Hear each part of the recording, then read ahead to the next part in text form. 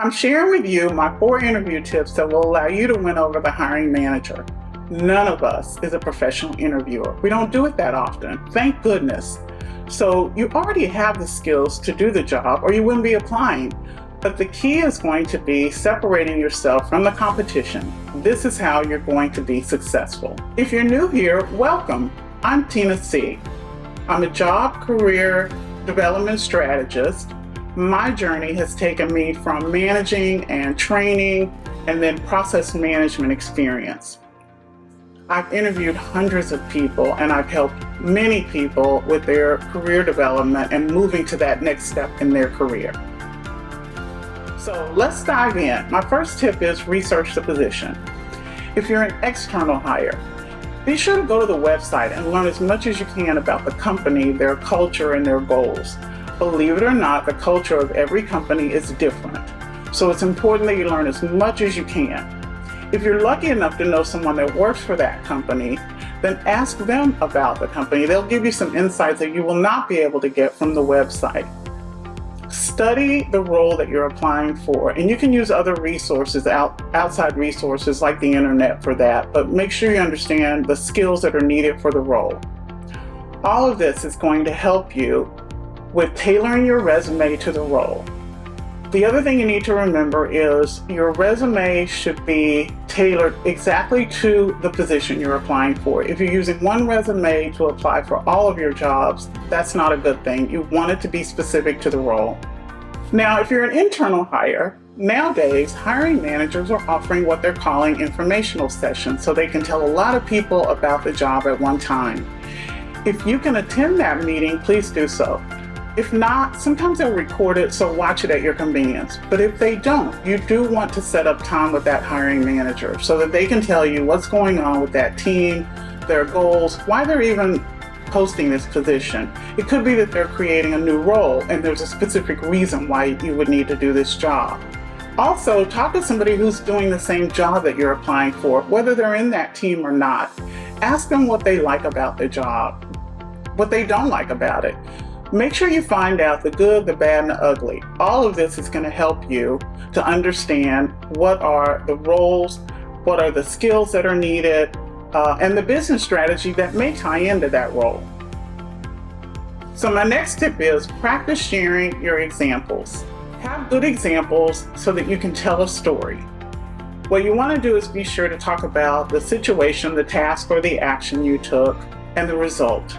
Be sure to have the result handy in case you're asked about it. Only ask when it's appropriate or part of the question. Reading your examples to yourself is not enough.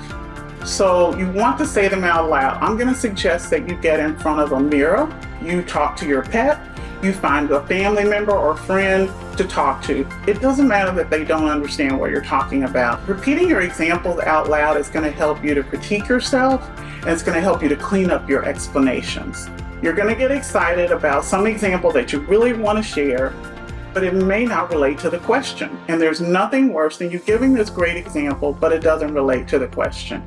So be sure to listen for those keywords in the question. And I also suggest that you write down those keywords or buzzwords so that you stay on point. I've had this happen with many people that I've done mock interviews with, so be careful about this. So my next tip is that measurements count. You may not really think about this one, but be able to share the results of whatever your action was. You want to be able to back up any statement that you make, and you can use KPIs, you can use metrics, survey comments, any of that will work. But don't ever make a statement that you can't back up, and be prepared for someone to say, how do you know you were successful at that? So my last tip is what to do when you're asked if you have any questions. A lot of people get excited about this part, but I will tell you that as a hiring manager, I expected people to have already researched the role and understand things about my team.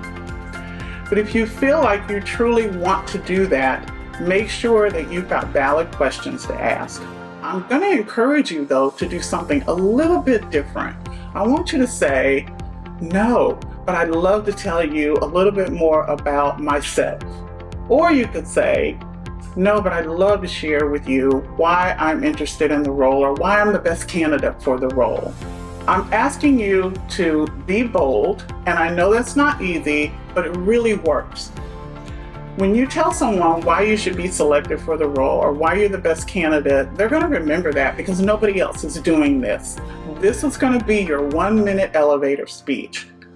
So you want to take that step because it's going to make that hiring manager think, wow, I wasn't expecting that. It's going to make them remember you afterwards. I feel like these tips are going to help you stand out from the competition and leave a lasting impression.